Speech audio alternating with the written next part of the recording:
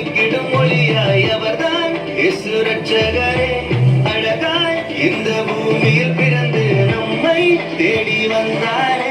அவர் பிறந்தார் இருள் நீக்கிடும் ஒளியாய் அவர்தான் இயேசு ரட்சகரே. அழகாய் இந்த பூமியில் பிறந்து நம்மை தேடி வந்தாரே.